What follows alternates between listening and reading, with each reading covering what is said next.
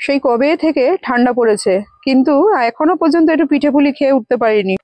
তাই ভাবলাম ঝট করে কয়েকটা পাটিসাপটা বানিয়ে ফেলি। আর আজকের এই পাটিসাপটাটা বানিয়েছি একেবারেই কম উপকরণ দিয়ে আর একদমই অল্প সময়ের মধ্যে। নিয়ে নিয়েছি খানিকটা খোয়া ক্ষীর, আর নিয়েছিলাম বেশ খানিকটা নারকোল। এই নারকোল আর খোয়া ক্ষীরের পরিমাণটা কিন্তু একেবারেই একদম সম পরিমাণে ছিল।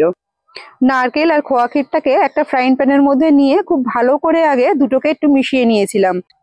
এখানে বলে রাখি, দুটো নারকোল নিয়েছিলাম আর সেই সাথে খোয়া ক্ষীরের পরিমাণ ছিল প্রায় 400 গ্রাম মতো। আর সেই সাথে মোটামুটি 250 গ্রাম মতন এখানে গুড় দিয়ে দিয়েছিলাম। তাতে কিন্তু মিষ্টিটা একদম পারফেক্ট হয়েছিল, খুব বেশিও হয়নি আবার একটু কমও হয়নি। মিডিয়াম হিটে সবকটাকে একসাথে মেলাতে মেলাতে এখান থেকে কিন্তু একটু জল ছাড়বে। জল ছেড়ে মোটামুটি একটু পাতলা হয়ে আসবে, তখন এর মধ্যে একটু দিয়ে দেবো 2 চামচ মতো চালের গুঁড়ো। চালের গুঁড়োটা দিলে কিন্তু খুব সহজেই এটা তাড়াতাড়ি জমে যাবে, আর খুব বেশিক্ষণ ধরে নাড়তে হবে না। এখানে কথা বলতে বলতে আমার নারকেলের পুরটা মোটামুটি রেডি হয়েও গেছে। বেশ খানিকটা একটু শক্ত হয়ে আসার পর নারকেলের পুরটা এখানে আলাদা করে রেখে দিয়েছি। এইবার পাটিসাপটার জন্য যে গোলাটা আছে সেই গোলাটা তৈরি করে নিচ্ছি। এখানে আমি পাটিসাপটার গোলাটার জন্য 400 গ্রাম মতো চালের গুঁড়ো নিয়েছি। এখানে আমি সুজি ময়দা দিয়ে করিনি, এখানে চালের গুঁড়ো নিয়েছিলাম 400 গ্রাম মতো। আর এই 400 গ্রাম চালের গুঁড়ের মধ্যে দিয়ে দিচ্ছি বেশ খানিকটা খেজুরের যে রস গুড় থাকে সেই রস গুড়। এই রস গুড়টা দিয়ে আগে খানিকটা বেশ খানিকটা মিশিয়ে নিতে হবে, তাহলে এর ঘনত্বটা পরে গিয়ে কিন্তু বোঝা যাবে।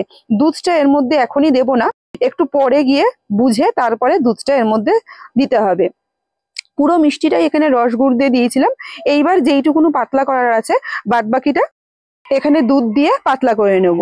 যেইটুকুনো ঘনত্বের আমার প্রয়োজন এটা আমি দুধ দিয়ে পাতলা করে দিয়েছি। আর রস গুড়টা দেওয়ার কারণে কিন্তু পিঠে থেকে গন্ধটা খুবই সুন্দর ছাড়ছিল। এখানে মোটামুটি আমার ব্যাটারটা তৈরি করা হয়ে গেছে। একটু ভালো করে ফেটিয়ে নিয়ে যাতে এর মধ্যে কোনো লাম্পস না থেকে যায়, দলা না থেকে যায়, সেটা একটু দেখতে হবে। ব্যাস হয়ে গেল। এইবার একটা ফ্রাইং প্যান নিয়ে তার মধ্যে 1.5 হাতা মতন ব্যাটার দিয়েছি, দিয়ে এটাকে ভালো করে ছড়িয়ে একটা রুটির মতন তৈরি করে নিচ্ছি।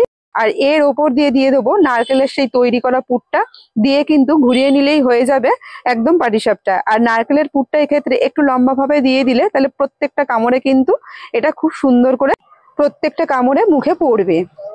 এখানে পাটিসাপটা গুলো এত সুন্দর করে উঠছিল যে মনে হচ্ছিল প্রত্যেকটা পাটিসাপটাই দাঁড়িয়ে দাঁড়িয়ে ভিডিও করি আর প্রত্যেকটাই দেখাই, কিন্তু সেটা তো সম্ভব না। তো যাই হোক, এখানে পাটিসাপটাটা পুরো তুলে নিয়ে একটু প্যানের ওপর রেখে দিয়েছি।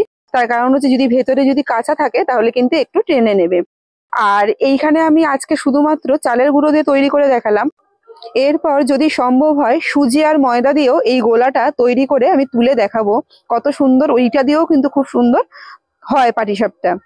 তা হয়ে গেল আজকের আমার পাটিসাপটার রেসিপি। তা এই সহজ পাটিসাপটার রেসিপিটা আপনাদের কেমন লাগলো অবশ্যই আমাকে কমেন্ট করে জানাবে। শীতের দিনে ঠান্ডায় বসে এরকম গরম গরম পাটিসাপটা খাওয়ার মজাই কিন্তু আলাদা। আশা করি ভিডিওটা ভালো লেগেছে। ভিডিওটা ভালো লাগলে একটা লাইক অবশ্যই করবেন।